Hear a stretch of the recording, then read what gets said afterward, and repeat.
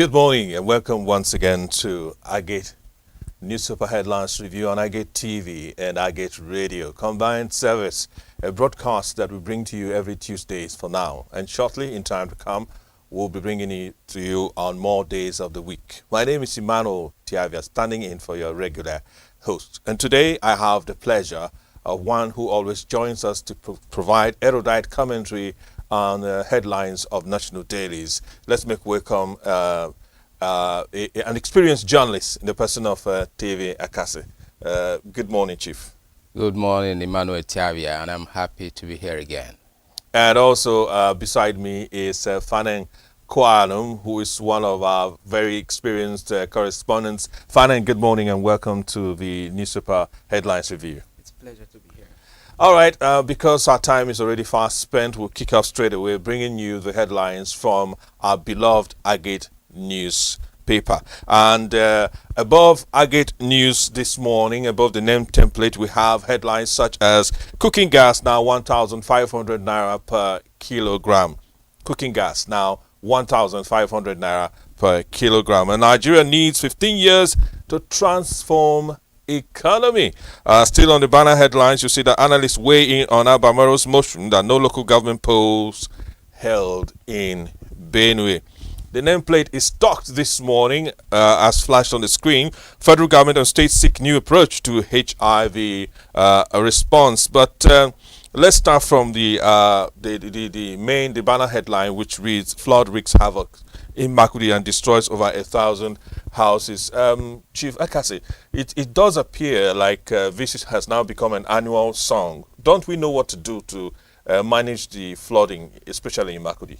Well, it's quite unfortunate, and let me first of all, sympathize and empathize with victims of flood in Makurdi and other parts of Nigeria. Borno State is one of the worst hit, and here in Benue State, Benue is one of the places where the experts have already said we have a lot of water coming in and people will suffer it. It's quite unfortunate that this is happening, but it's a natural disaster. Yet there are man-made errors in it. Drains have been blocked, and the experts keep saying people should stop clogging, people should stop blocking the drainages, allow water to pass on its channels to the river. And this is very important, but that again calls on government to step up its action, step up its acts to sensitize the people and do the needful, to ensure that water channels are cleared and people are assisted to help them, to be able to, those who can relocate to upland to avoid this annual destruction of property worth billions of naira. Is quite unfortunate. I'm happy that President Bola Tinubu sent assistance to states. Each state got 3 billion naira from the federal government to help them tackle flooding in their areas. And if the states combine their resources to what Mr. President did, it will go a long way in alleviating the problem of flooding. Well, we had stories that long-term solution, there's going to be a dam along the Buruku axis. Is this long overdue? It is long overdue, and we can't wait to see this happen.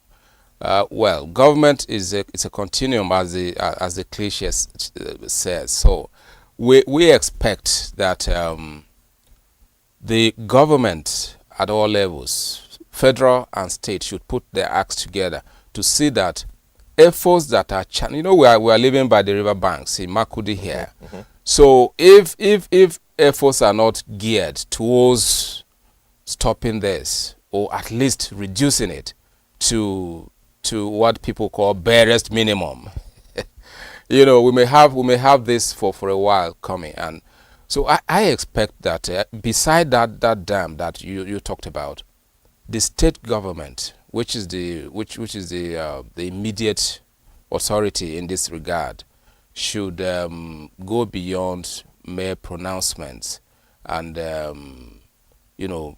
fold up its sleeves and get to work as far as controlling of flooding is concerned in this regard. Well, let's move on to other stories, and finally, let's talk about this other headline on Agate News. And legal checkpoints now to achieve to BIRS. Is that possible? Well, the call has been made, and to me, it's very commendable that the paramount ruler came out to speak about this.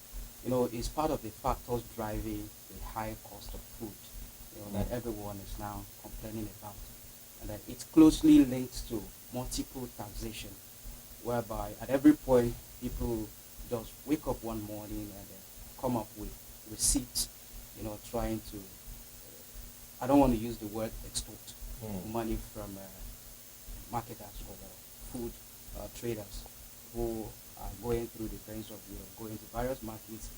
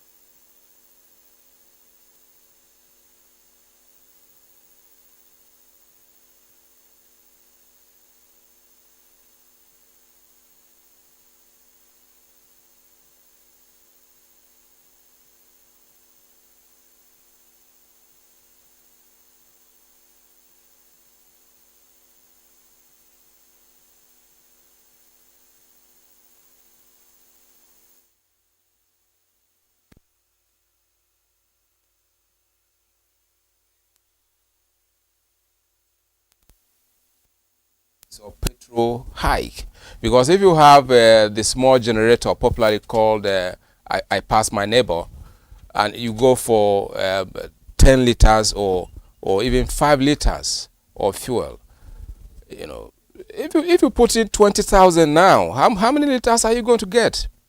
Maybe 12, 13 liters, right? And in one night, a generator can burn that if it's a bigger generator. Yes. So, will you keep? How often can a small family, which income is not big enough, how often can they afford to be buying fuel of 20,000? How is that possible? So, this is why if the United Nations, if the World Bank, if IMF, whoever is saying this, Nigerians cannot wait that long. 15 years is too long. Nigerians expect that by next year, the reforms embarked upon by Mr. President Tinubu should begin to materialize of the energy sector and allowing the private sector to be in charge. But the same you are saying that prices must be this and this and this. So where is the deregulation? Deregulation is only seen to be in place when the market forces determine the prices of products, of commodities. But you are regulating, and the same you are saying you are deregulating. So I see a contradiction here. If the federal government wants the market forces in the energy sector to determine the prices, then they should stop what they are doing to Dangote. Who has, by the way, filed a suit. Correct. They should allow private individuals or corporate organizations to come into the energy sector like it happened in GSM. Before then, NITEL was the sole regulator. Those days when we would line up in NITEL to make calls. To make calls, But when GSM came, everybody thought it was going to be difficult. But initially phones were very expensive. A line used to go as high as 50,000 or more. Yes. A phone line. SIM cards were even more expensive. SIM cards were more expensive than phones. But eventually, the cost began to go down. Now, you at a point, SIM cards are given freely. When these GSM operators, when the GSM companies are doing their shows, they give SIM cards for free. Now, that is what deregulation does.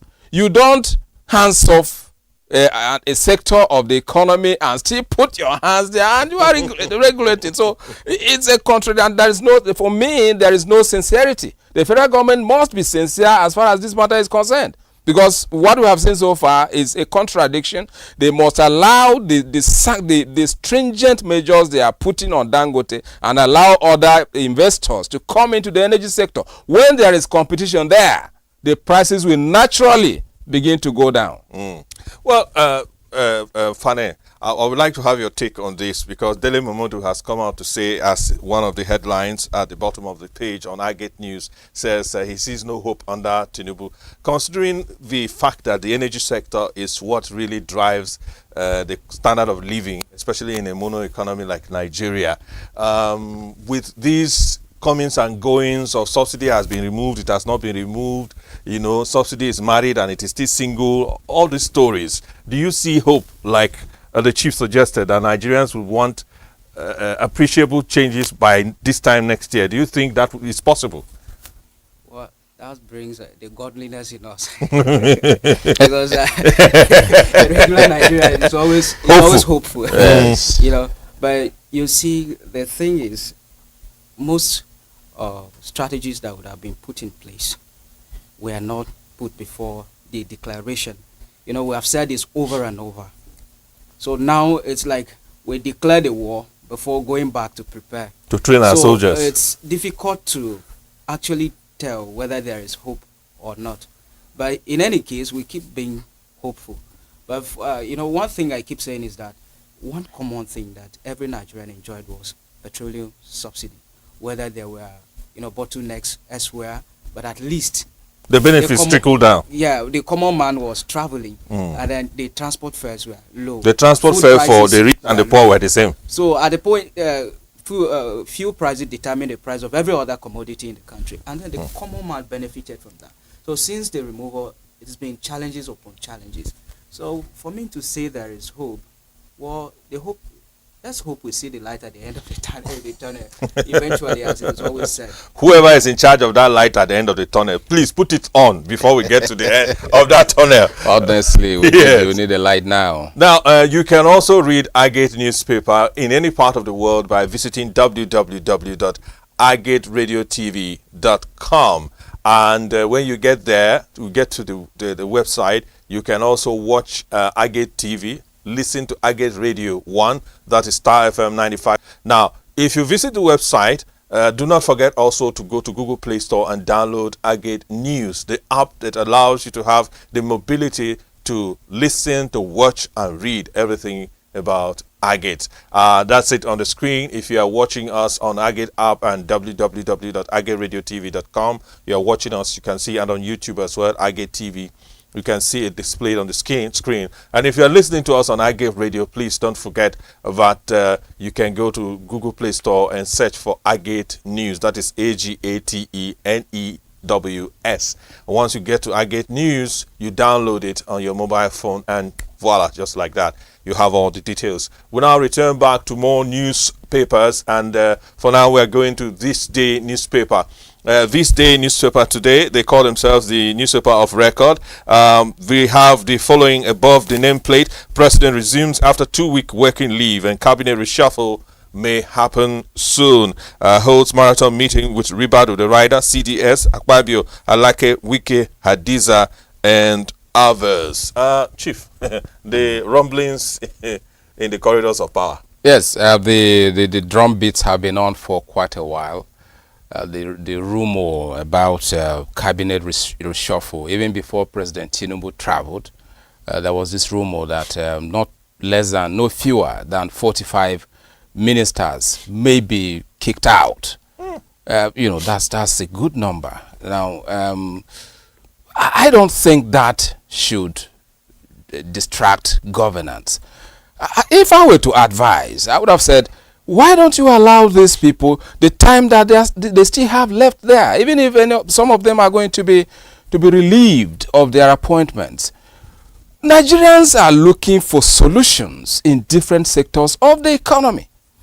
And this rumor about ministers to be dropped has been on for months now, yet no action is being taken. So why I think the media should slow down a bit and allow, if Mr. President is not satisfied with a minister or two, he appointed them. And he knows if he's not satisfied with any of their performances, he holds the big stick. He knows what to do. But the distraction is the sustained story about cabinet reshuffle. I don't think we should be having that much as it is now. That story shouldn't, eclipse. It shouldn't overshadow the problems that Nigerians are facing. What I expect to see is this banner headline here. That Tinubu launches bid, to read it already, to raise oil output by 1 million per barrel per day in 12 months. That would be cheery news. I mean, this is cheery news. If that happens, supply in the market will be much, all right? And perhaps, technically, the prices may begin to come down. Because there is this thing about demand and supply. When supply is much, demand falls. And when demand is high, so the prices go up, okay? Now, if the federal government is able to raise the oil production by 1 million barrel per day, it will be for the good of the economy, because the energy sector is the mainstay of Nigeria's economy. They'll be able to generate more revenue receipts and at least supply more crude oil to Dangote refinery to meet its capacity and utilize it more appropriately. Now, turning over to you, Fanen, let's look once again at this issue of cabinet reshuffle. A few people, Chief has said it's a distraction. A few people who believe that they might get the opportunity to serve in this present administration may be praying for it, like that student in the class who pretends he's intelligent. Auntie, me, they are waiting for the reshuffle. Will this impact the welfare of Nigerians? Is this a sign that the president is listening to the yearnings of Nigerians? Does he feel like he has not recruited the best team to move Nigeria forward? Well, it could be that Nigerians are actually insinuating that the current leadership or the current ministers are not fit for the job. So you mean the rumor is not from the corridors of power? No, it may not really be from the corridors of power. This could be out of curiosity. For the past few months, these people have been in power, and Nigerians have not actually seen the change they deserve. So if you are not doing it, then leave it for another person to do it. So to me, I think these are what Nigerians are trying to say. So you think this is... you see, I forgot to add, when you are the captain of the ship, you have recruited your subordinates, your support staff, in this case, the cabinet. And if in less than 2 years, you found, or people have found that this team is not competent, that is a sad commentary on the person who appointed them. So it means that there is a vote of no confidence on Mr. President himself.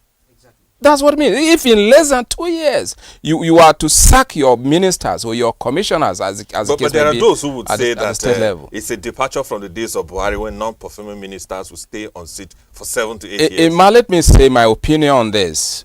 For me, the cabinet of President Tinubu is even too big. Okay. If you ask me, in these times that Nigeria is facing a lot of problems, we didn't need a 50-man cabinet. I think there are almost 50. Yes.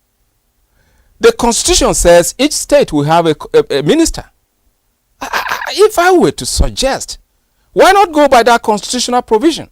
And if you are to add maybe just 2 or 3 ministers, that makes it about 38-40, right? But when you have 48 ministers, 50 ministers, I think that we are looking at cutting the cost of governance.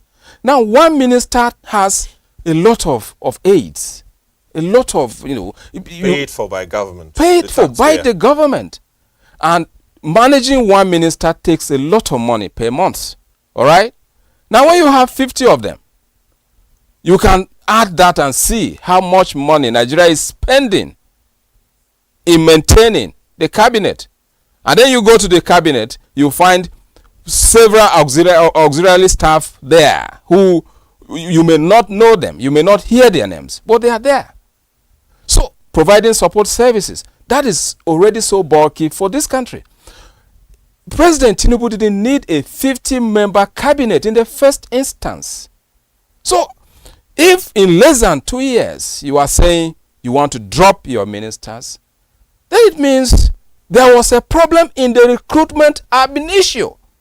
There was a problem in the recruitment even from the beginning. Jobs for the boys. See, for me, a president or a governor has 2 months or so before he's sworn in after election. After the election, now, elections held on the 25th of February. Yes. The president was sworn in on the 29th. In the case of state governors, they were elected on the 18th and sworn in on the 29th of May. That's a long time for you to constitute your cabinet. On the day of swearing, I can tell you when you are allowed to, after elections, you take a breath, you make all the consultations. It's months. I can't remember how many months Tinubu took. But that was too long a time. If you give 1 week is enough. Within that period between elections and the swearing, you should have constituted your cabinet. In fact, when you are doing campaigns, you already know, Yes. you know people you are working with. Tinubu went to Chatham House in London, right? And went with a shadow cabinet. So he already knew those who he was going to work with. So why give us 6 months again after you are sworn in? This is not correct. And I think that somehow, some way, this will be corrected in future.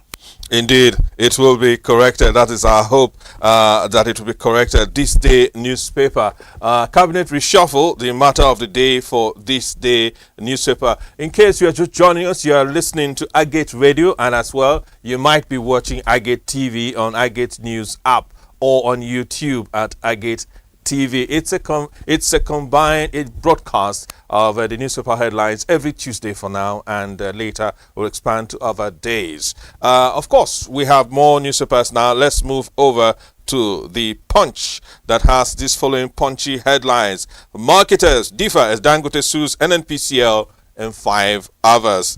Chief, this is the headline I was referring to even before we got to it. Dangote sues marketers and 5 others. Parties in talks before presidential panel.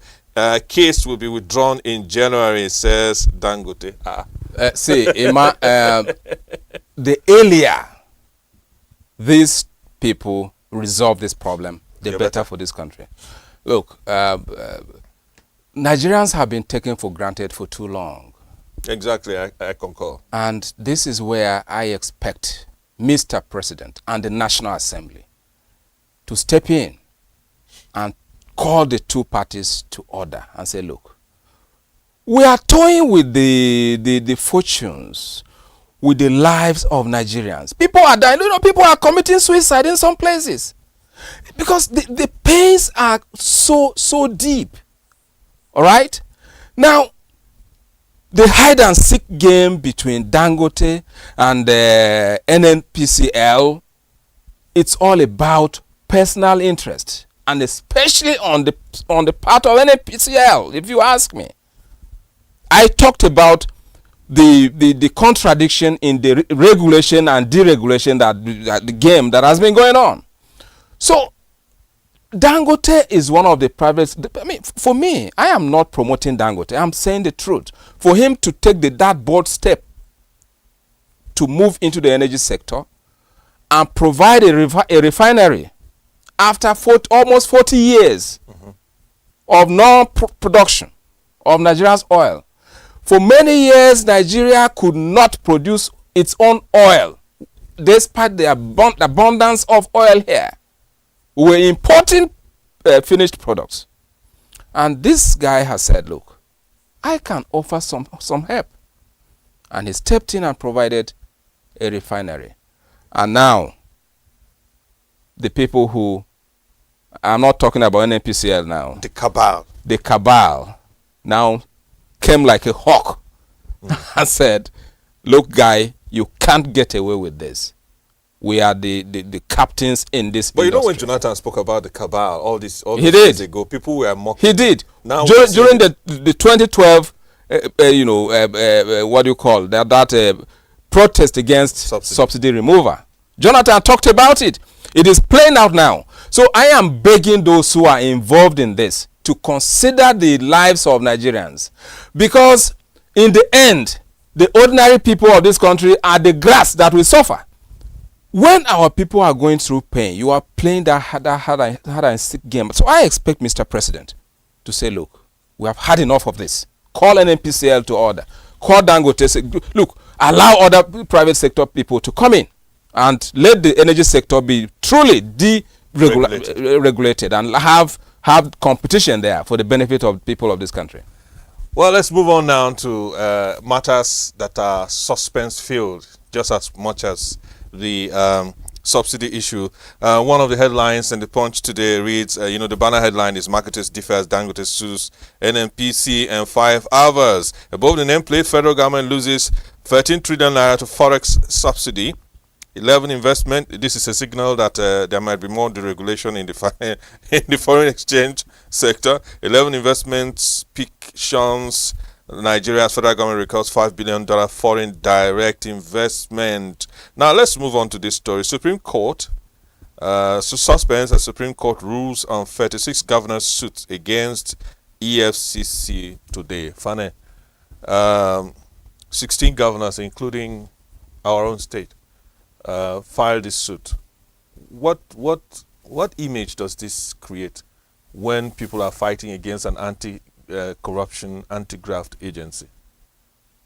In this country, at the time Nigerians are suffering, at the time Nigerians are looking at their governance for ways out of the current predicament, you are rising up to fight a war that does not really matter to us. That's not bearing on the welfare. And let me also say that it has become clear that governors are part of the problems we're having in this country. Because second to the last speech of Mr. President, when he spoke about some of the interventions he has been giving to the economy, governors were handed a lot. Prior to the speech, no one had an idea. When our chief had already mentioned the issue of a flood, 3 billion naira being contributed to, flood-prone states and whole of that. Nobody has got It's very quiet. It's very quiet. And several other economic interventions. So are you saying governors are like unpaid teachers? When they don't pay teachers, everybody will hear. So, when they get their salary, everywhere is quiet. So it doesn't make sense that you are going to fight against the EFCC. If you are not a thief, then you shouldn't be bothered. And for security, but they should remove this police station from our area. You shouldn't be bothered about the presence of police officers or vigilante. Because you are not a thief. So if you are rising up to go and fight against EFCC, it means there is something you are doing that you do not want the EFCC to know about, or you do not want the EFCC to train. So it's more like biblical people would say, wicked man runs when nobody chases after him. So you are a governor. By the way, you are covered by immunity. So be there, do your work, and after that, maybe when you retire as an ordinary Nigerian, then you can file a petition against the EFCC. But now, as far as I'm concerned, there is something you have vested interest want to cover. Okay, the EFCC has also slammed fresh 14 charges against ex-Kwara. The EFCC deserves to be scrutinized and criticized. And well, the EFCC is a product of legislation. The EFCC Act was duly enacted by the National Assembly during the Obasanjo administration.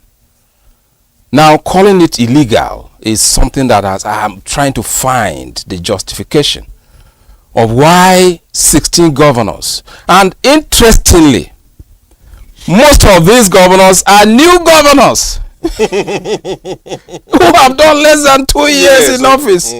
So, you are less than, now, you are less than, Kogi is new, is freshly minted. Kogi is less than a year. Benue, less than 2 years. And so many others. You are less than 2 years. You have not even fulfilled half of your promises to the people, and you have waged a war against the anti-graft agency that Nigeria, you know, when Obasanjo wanted to make these reforms, he held town hall meetings. Yes. Several town hall meetings. Okay. And Nigerians said, we need this. And EFCC, I recall vividly, the establishment of EFCC was one of the suggestions, popular suggestions by Nigerians, looking at what had happened in the previous, republics, when many past officials were ran away with a lot of things. Now, EFCC was established duly through an act of parliament. Yes. And you are less than 2 years in office, and you have gone to court to challenge the establishment of a commission that has existed for 24, 25 years. Even before you thought of, some of them were still in school. Yes. When EFCC was established. Now, it's shocking to me. It's shocking to me. What are they trying to hide? Do you plan to steal people's money before you leave office? So that EFCC will not come after you? Even those who were there and have left office, they didn't do anything. Many of them have been cooperating. If they are asked to go and provide evidence of what they did in office, they go. And you have not got even close to the end of your tenure, of your 4 years, and you are fighting a war. This is a preemptive war, if you ask me, Emmanuel. Okay, let's move to The Guardian. Of course, it looks kind of funny, but we know that the best for Nigeria will happen at the end of the day. We have from The Guardian, the banner headline say, pro-masses bills stall at National Assembly as political motions get priority. This is how Nigerians feel. With a cartoon there saying, isn't this too big for the house?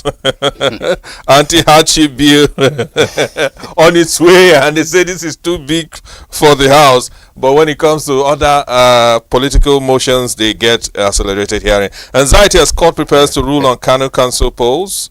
Other headlines, Obasanjo warns of global conflict, says 92 countries fighting 58 wars. PDP ramps up internal reforms as NEC, NWC and governors prepare for critical decisions. EFCC mocks critics, rearranges ex-governor over 5.78 billion naira fraud.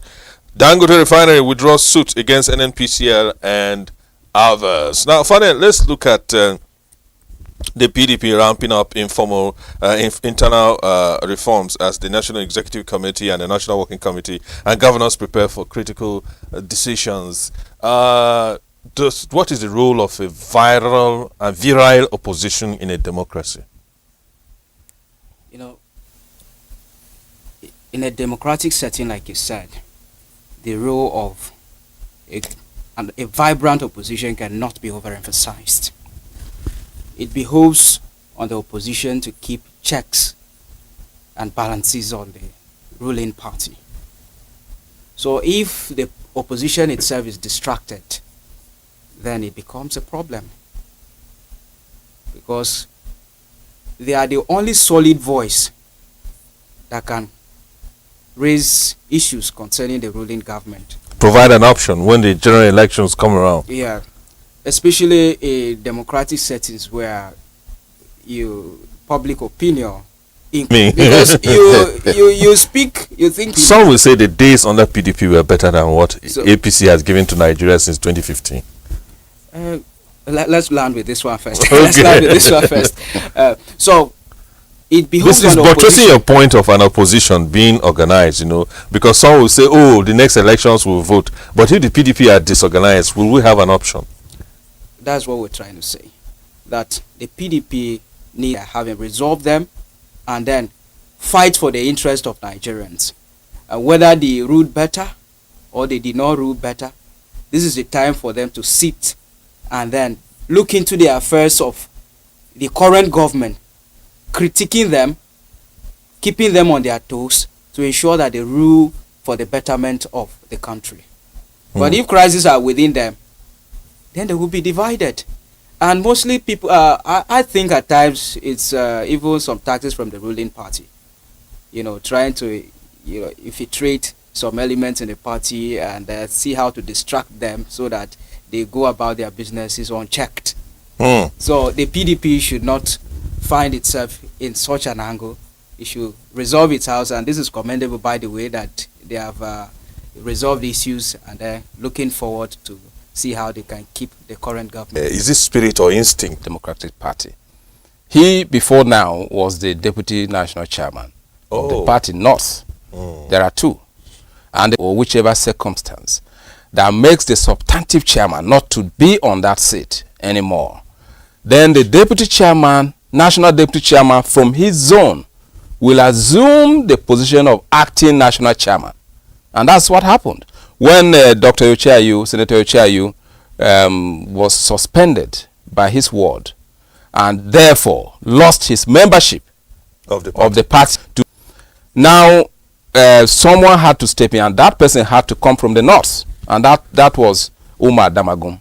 And now that is there, now there is another court judgment that has said he should remain the national acting chairman till December of next year. That's what it is.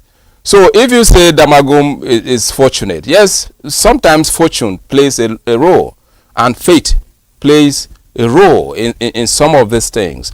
So perhaps it was just in this country. So what the very next day, then and now the court has said he should remain there till December next year. So it's interesting. Let's see what happens. Well, let's study the life and the leadership style of Damagum. Perhaps it might be useful in your business and in your career as well. Daily Trust now. Over to Daily Trust, away from The Guardian.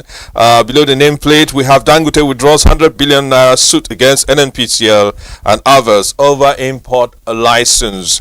Bandits kill travelers, others over import a license. Bandits kill travelers and abduct others in Zamfara. This question of people in the corridors of power having their fingers in the pie of illegality sometimes before. Well, Emmanuel, you are a Nigerian, so you know what goes on. I don't know. Explain to me. The cameras are... There was a time, a list of some alleged sponsors of Boko Haram came out. You have leaders, some Nigerian leaders are involved or present. We handle these things meticulously. Like one issue I keep pointing my finger at, where it's when former Kaduna State Governor El-Rufai was nominated, and he went to the house and he was screened out because of some statements he had made in the past. So you wish that is applied to others? I wish that is applied to every other leader who is found wanting in a way or two. But you see, one of the writers here is talking about allegations not true, which is the position of the lawmaker. And then the issue must be properly investigated by the civil society organizations. That's what it's saying. So, properly investigated. What does that mean in Nigeria? That's the issue. That's the issue. Okay. And this is coming on the heels of the fact that some people have ganged up to fight EFCC. We hope that another group doesn't come up to fight the NDLEA. Push for Damagum's tenure extension intensifies. I was just prophesying before we read this newspaper that whereas Damagum was suspended virtually a few days ago, now there is a push for his tenure to even be elongated. That's the court, the court issue I talked about, and sincerely, some people want him to continue, even though there are some, naysayers. But the generality of the membership appear to be comfortable with Damagum's leadership style. He has not been combative. He has not been speaking much. No. He has not been, antagonizing. Even those who fight him, he doesn't fight them. No, you hardly hear him speak or say anything. And he has received some of the most severe attacks in the media by a section of the membership of the party. Yet he remains calm. And so if today some people are saying he should continue, I am not surprised. Well, I did say before that perhaps maybe we have a thing or two to learn from Ambassador Umar Damagum, the acting national chairman of the PDP. And on that, and of course, Chief David Akase, thank you as well for joining us. It is my pleasure. And to you, the viewer and the listener, as the case may be, gentleman in the face of fire, Tiavia, thank you for joining us this morning. Do have a great day.